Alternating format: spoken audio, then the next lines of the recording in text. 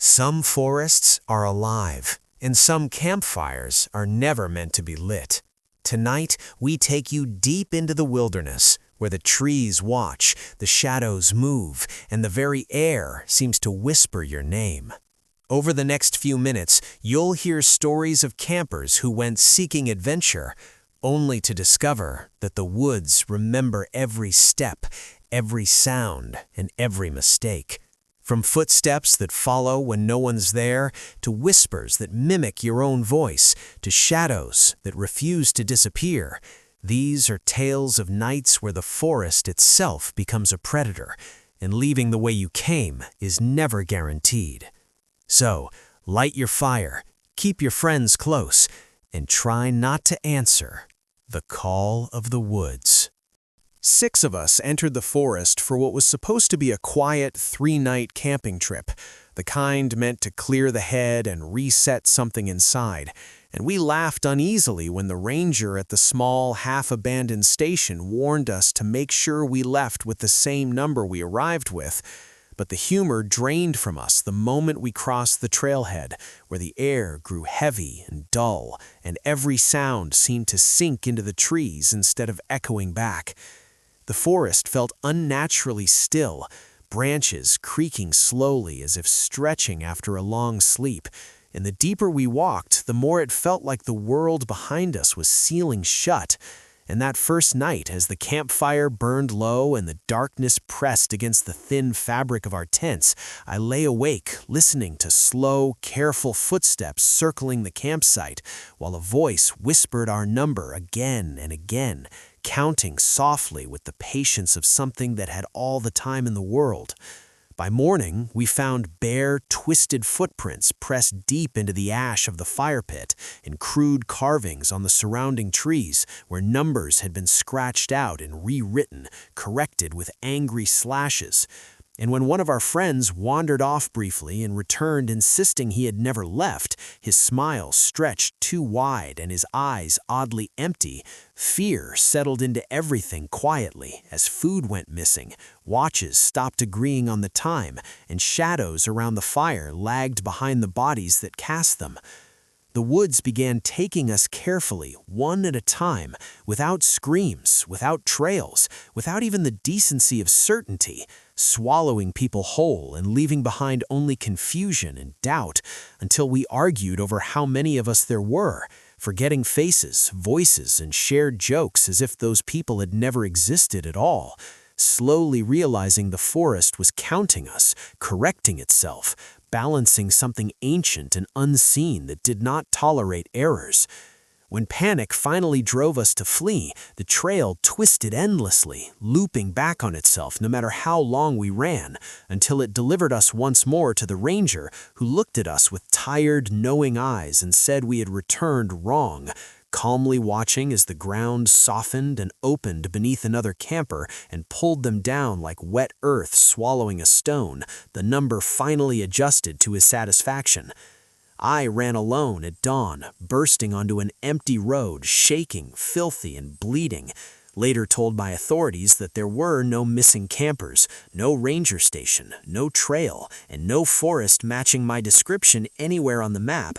Yet even now I sleep lightly, because some nights I hear slow footsteps circling my house just beyond the reach of the porch light, stopping just outside my bedroom wall. And every morning a fresh number is carved into the tree outside my window, slightly changed from the day before, as if the woods never stopped counting, never forgot me, and are patiently waiting for me to step back inside so they can finally make the last correction. And that was the first tale, a warning that the forest counts every step, but the night has more secrets yet. Our next story begins with a sound you should never answer. We were warned not to answer any sounds after midnight, but warnings feel meaningless when you're surrounded by friends, laughter, and the warm circle of a campfire. And so when we pitched our tents deep in the mountains, far from any roads or signs of civilization, and the first long, low whistle drifted through the trees just after the fire had burned down to embers, We laughed nervously and assumed it was another hiker playing a prank, or the wind twisting through the branches, unaware that the forest had gone unnaturally quiet around the sound, as if every creature had stopped breathing to listen. The whistle came again, closer and sharper this time, perfectly deliberate, carrying a tone almost human, yet hollow, and one of my friends, Caleb, jokingly whistled back, mimicking the tune, and that was the moment everything shifted. The air thickened and pressed down on our shoulders, a strange, almost tangible pressure in our chests, and the reply that followed did not come from the direction we expected, but from multiple points at once, echoing through the trees with impossible precision, repeating his melody note for note, but stretched slightly, deliberately, as though something unseen was learning, calculating, waiting. By the next night, the whistling had begun earlier, circling the campsite slowly, threading itself through the tents, brushing past our ears like invisible fingers tracing our skin, and we began noticing the unnatural patterns. The echoes always returned faster than they should have, impossibly close, until the final note rang just beyond the reach of the firelight. And though no one admitted it aloud, we all understood that the rule wasn't about noise or human courtesy. It was about recognition, acknowledgement, and survival. And answering in the wrong way could erase you entirely. By the third night, the whispers and whistles began merging with our own voices, calling our names softly from multiple directions, sometimes repeating arguments we had just had, mocking our laughter. And when someone finally answered, out of fear, yelling for it to stop, the forest responded with 100 voices at once, perfectly echoing the words, twisting them, stripping them of meaning, until one of our group vanished, removed so silently that in the morning his tent appeared undisturbed, his sleeping bag neatly folded as if he had never lain in it, leaving behind only the gnawing, hollow certainty of absence that made our stomachs churn with dread. Panic took hold, but the trail we tried to follow refused to be simple, shifting subtly beneath our feet, looping endlessly while the whispers, now layered and echoing in impossible harmony, followed us, growing louder, closer, more intimately familiar, until they began imitating our own breathing, our footsteps, even our voices arguing among ourselves, creating confusion so complete that we could no longer distinguish between what was real and what had been taken. When we stumbled onto the road at dawn, exhausted, pale, shaking, we realized there were fewer of us than when we had entered, though none of us could agree on exactly who had been lost, because whenever we tried to remember faces, voices, or the sequence of events, all we could hear was the soft, patient, deliberate whistle, repeating the exact sound we should never have answered, lingering in our ears and hearts, a rhythm impossible to ignore. And even now, years later, whenever the wind rustles through the trees or a distant whistle slides over the mountainside, I flinch and my blood runs cold, because I know it is still listening, still learning, still waiting, and it has not forgotten any of us. And I know in the marrow of my bones that if I ever answer again, even accidentally, the forest will come for me personally, correcting the count, reclaiming what is owed, and I will disappear so silently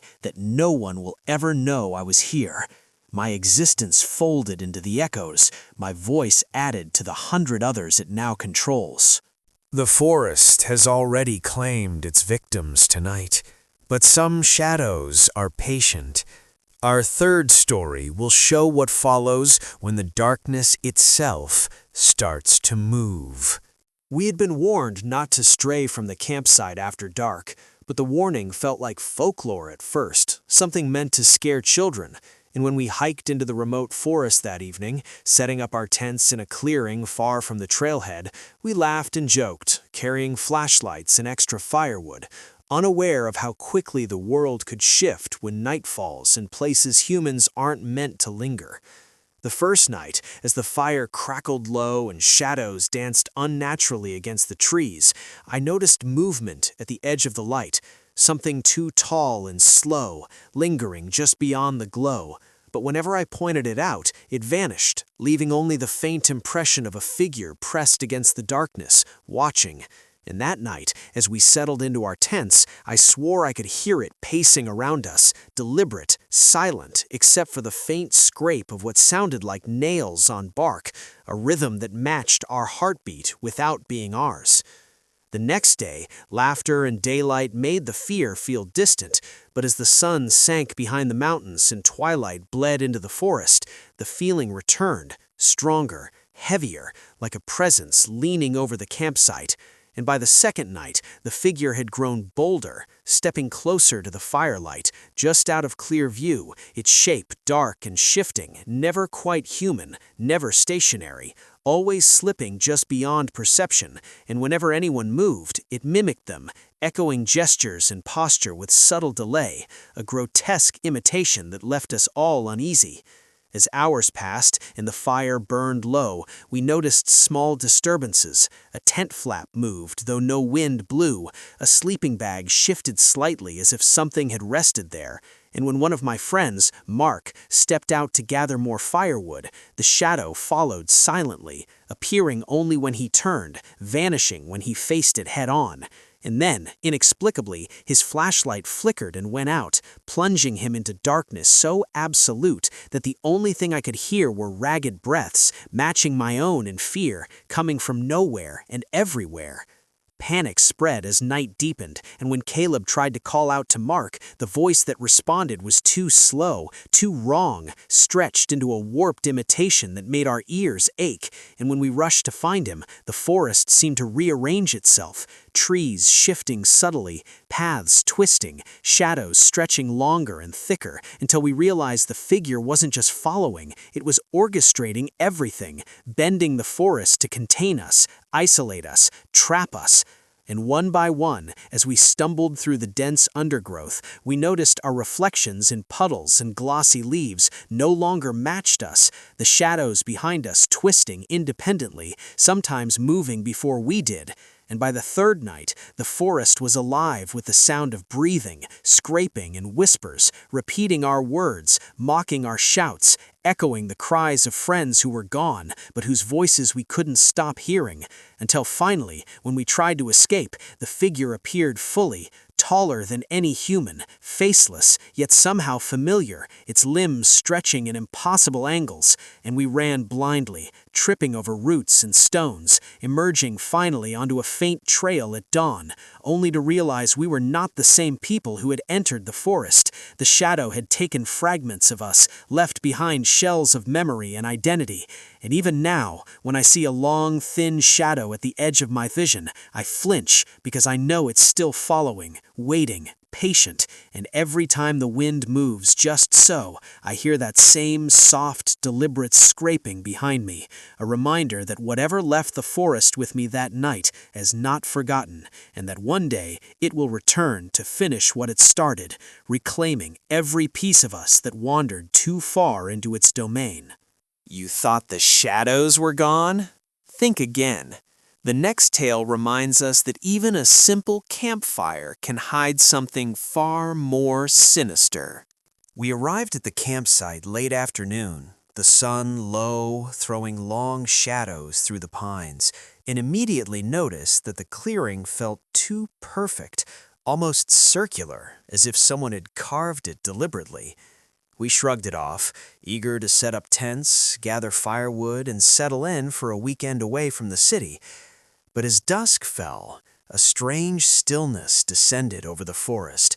deeper than ordinary quiet, and when we lit the campfire, the flames refused to die down, glowing unnaturally bright despite careful tending, casting elongated shadows that moved independently of our own, stretching toward the trees and merging into shapes that seemed vaguely human but impossible, limbs twisted, heads tilted at wrong angles, watching us. That night, as we ate and joked, the shadows began to whisper, soft at first, then more clearly, repeating fragments of our conversations, phrases we had not spoken aloud, words we had barely thought, and when anyone turned toward the source, nothing was there except the fire, burning brighter, almost hot enough to burn our skin, though none of us felt the heat. By midnight, the whispers had become voices, calling names, repeating our fears, murmuring secrets we hadn't shared with anyone, and the fire seemed to pulse in time with them, flames surging higher and then shrinking like a heartbeat. And when Lena, always the practical one, suggested we put it out, we discovered we couldn't. The water, dirt, and sand all sizzled or slid off the flames, leaving the fire alive, almost sentient. And as we backed away, the shadows leaned closer, pressing against the forest edge, forming the vague impression of people we recognized but who weren't there. Familiar friends, family, and strangers twisted together in a silent mockery of life. By the second night, the fire burned brighter than ever, and no one dared sleep, instead pacing, whispering prayers, or staring into the flames. But whenever we looked away, we saw movement at the tree line, shadows stepping closer in perfect synchronization with the fire's flicker, sometimes imitating us exactly, sometimes twisting and stretching into impossible postures. And when Caleb shouted at one, it mimicked his voice perfectly, but with a cold, hollow undertone that made my teeth chatter. By the third night, we realized the fire wasn't just a flame, it was counting us, feeding on our fear, and whatever shapes emerged from the shadows had learned our names, our voices, our gestures, and were now mimicking us, practicing how to replace us. When we tried to leave, the forest shifted subtly, making the familiar trail disappear, forcing us back toward the clearing, and the fire seemed to pulse more violently each time we hesitated, shadows lengthening, faces twisting, whispering, laughing, until finally, when we stumbled onto the trail at dawn, exhausted and broken, we realized not all of us had made it. Our missing friend's absence was unexplainable. No tracks, no footprints, only shadows lingering on the edge of vision. And though authorities later claimed the campsite was uninhabited, no one had been there, no trace of our fire, no trail, nothing. Yet even now, when I see a fire burn late at night, small and contained, I feel a pull, a strange warmth, and I can almost hear whispers repeating my name, counting, waiting, reminding me that the forest remembers and that the fire never truly dies, not for those it chooses to claim. And that concludes our journey into the dark woods. Remember, these are not just stories, they are warnings, because out there, the forest is always watching, always counting.